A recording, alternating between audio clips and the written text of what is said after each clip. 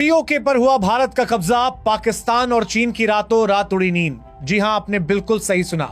अभी अभी दिल्ली से ऐसी खबर सामने आई है जिसने पूरी दुनिया के पॉलिटिक्स को हिलाकर रख दिया है।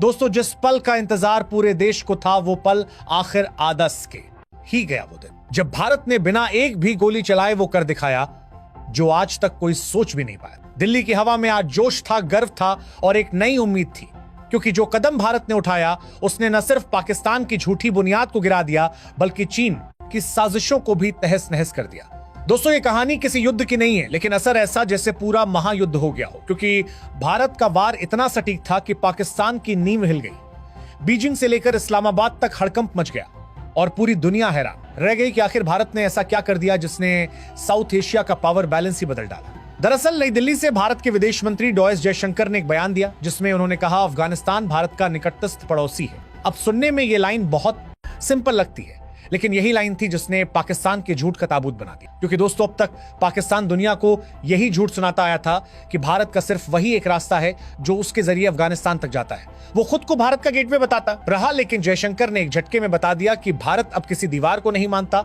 और जो जमीन हमारी थी वो हम लेकर रहेंगे। अब सोचिए, अफगानिस्तान और भारत के बीच सिर्फ 106 किलोमीटर का एक इलाका है, वाखान कॉरिडोर, और उसके बीच में आता है पाकिस्तान के कब्जे वाला कश्मीर यानी पीओके। वही इलाका जिस पर पाकिस्तान ने 1947 से कब्जा जमाया हुआ है और दुनिया के सामने झूठ फैलाया है कि वो उसका हिस्सा है। लेकिन भारत ने इस एक लाइन से पाकिस्तान के सारे झूठ की चादर फाड़ दी। इस बयान के बाद पाकिस्तान में जैसे तूफान आ गया। वहां के न्यूज चैनल्स पर अफरा तफरी मच गई। एंकर चिल्ला रहे थे, कोई कह रहा था भारत ने हमारी नाक पर तमाचा मार दिया, कोई बोल रहा था अब भारत की असली चाल शुरू हो चुकी है। वहीं बीजिंग में बैठे चीनी स्ट्रेटेजिस्ट भी टेंशन में आ गए, क्योंकि अगर भारत अफगानिस्तान से सीधे रिश्ते बना लेता है तो चीन का सीपेक प्रोजेक्ट डूब जाएगा। दोस्तों, चीन का सपना था कि वो पाकिस्तान के जरिए अफगानिस्तान और फिर पूरे सेंट्रल एशिया में अपनी पकड़ बनाए। उसने अरबों डॉलर खर्च कर दिए चाइना पाकिस्तान इकोनॉमिक कॉरिडोर बनाने में, लेकिन भारत के इस बयान ने उसके अरबों डॉलर की सड़क को दीवार में बदल दिया। अब वो सड़क जहां से चीन अफगानिस्तान में घुसना चाहता था, वही भारत की नीति की दीवार से टकरा गई। और सबसे बड़ी बात यह कि भारत ने यह सब बिना कोई धमकी दिए, बिना कोई सेना भेजे कर दिखाया। ये थी भारत की कूटनीतिक सर्जिकल स्ट्राइक।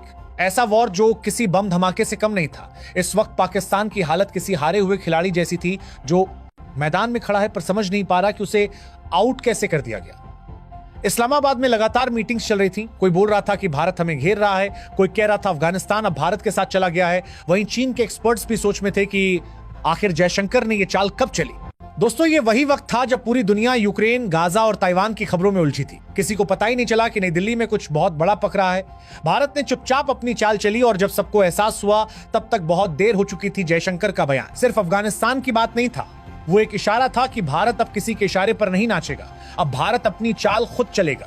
पाकिस्तान को समझ आ गया कि उसका झूठ अब नहीं बिकेगा और चीन को एहसास हो गया कि भारत अब सिर्फ बॉर्डर तक सीमित नहीं है, वो अब दिमाग से लड़ाई लड़ रहा है। अब सोचिए दोस्तों, पाकिस्तान जिसने हमेशा कहा कि तालिबान उसका दोस्त है, अब वही तालिबान भारत के करीब आ रहा है। तालिबान जब सत्ता में आया तो पाकिस्तान को लगा कि अब काबुल उसकी जेब में है, लेकिन हुआ उल्टा। तालिबान ने पाकिस्तान की ड्यूरेंट लाइन पर दीवार का विरोध किया, बॉर्डर पार से गोलियां चली और तालिबान ने साफ कह दिया कि हम किसी के आदेश पर नहीं चलेंगे। इधर भारत ने बिल्कुल अलग रास्ता चुना। भारत ने अफगान जनता से रिश्ता बनाया, अफगानिस्तान में दवाइयां भेजी, अनाज भेजा, इंसानियत का हाथ बढ़ाया। और जब पूरी दुनिया तालिबान से किनारा कर रही थी तब भारत ने कहा कि हम अफगानों के साथ हैं। यही बात अफगान जनता के दिल में उतर गई और अब अफगानिस्तान का झुकाव भारत की ओर बढ़ रहा है। दोस्तों, जब अफगान विदेश मंत्री अमीर खान मुत्ताकी दिल्ली पहुंचे तो ये सिर्फ एक विजिट नहीं थी, ये एक नया दौर था भारत और अफगानिस्तान के रिश्ते का। अब दोनों देश मिलकर ऐसे फैसले लेने वाले हैं जो पाकिस्तान और चीन दोनों के लिए सिरदर्द बन जाएंगे, क्योंकि अब वो वक्त आ गया है जिसका इंतजार हर भारतीय को बरसों से था। भारत अब सिर्फ बयान नहीं दे रहा, भारत अब कदम बढ़ा चुका है।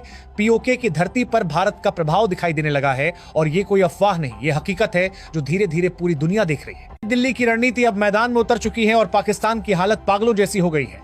दोस्तों, ऑपरेशन चाणक्य का ये दूसरा फेज है जहां भारत अब अपने दिमाग की नहीं बल्कि धरातल की चाल चल रहा है। जो पहले सिर्फ बयान था अब जमीनी हकीकत बनता जा रहा है। भारतीय एजेंसियां अब पीओके के अंदर की हलचल पर नजर रखे हुए हैं। वहां के स्थानीय लोग जो सालों से पाकिस्तान के अत्याचार झेल रहे थे, अब भारत के साथ जुड़ने की बातें करने लगे हैं। सोशल मीडिया पर पीओके के युवाओं के वीडियो वायरल हो रहे हैं जिसमें वो खुलकर बोल रहे हैं कि हमें पाकिस्तान नहीं भारत चाहिए। अब समझिए दोस्तों, जब जनता ही बोल उठे तो फिर सरकारें कुछ नहीं कर पाती। पाकिस्तान को अब एहसास हो गया है कि उसका पीओके पर कब्जा टिकने वाला नहीं। भारत ने दुनिया के सामने वो सबूत रख दिए हैं जिनसे साबित होता है कि पीओके कानूनी रूप से भारत का हिस्सा है। और अब भारत ने फैसला कर लिया है कि इस झूठ को खत्म करना ही होगा। बीजिंग की हालत भी अब खराब है। चीन समझ नहीं पा रहा कि आखिर भारत ये सब इतनी शांति से कैसे कर रहा है, क्योंकि अगर भारत पीओके में सक्रिय हो गया तो सीपेक का पूरा रास्ता खत्म हो जाएगा।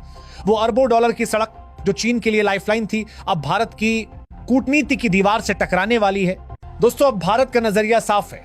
अब कोई इंतजार नहीं, अब कोई पीछे हटना नहीं, अब जो हमारा है उसे वापस लाना है। जयशंकर ने अपने बयान के बाद जो माहौल बनाया था, अब उसी का नतीजा है कि दुनिया के कई देश भारत की बात सुनने लगे हैं। अमेरिका, यूरोप और यहां तक कि मिडिल ईस्ट के देश भी अब पीओके को लेकर भारत की स्थिति को सही मानने लगे हैं।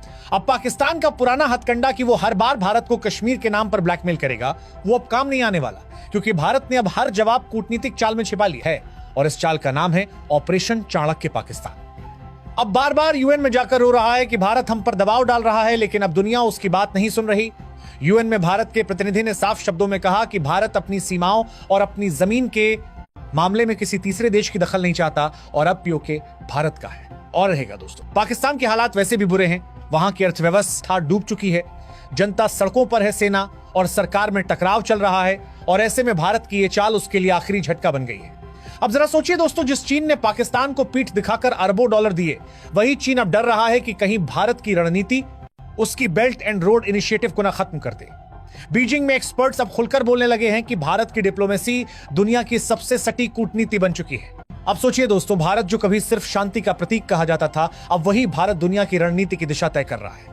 जयशंकर का एक बयान इतिहास की सबसे बड़ी डिप्लोमेटिक जीत बन चुका है। भारत ने दिखा दिया कि ताकत मिसाइलों में नहीं होती, ताकत नियत में होती है, ताकत शब्दों में होती है और ताकत उस इरादे में होती है जो अपने हक के लिए खड़ा हो जाए। दोस्तों, अब वो दिन दूर नहीं जब पीओके की घाटियों में तिरंगा लहराएगा और दुनिया देखेगी कि भारत ने बिना एक भी गोली चलाए अपना सपना पूरा कर लिया।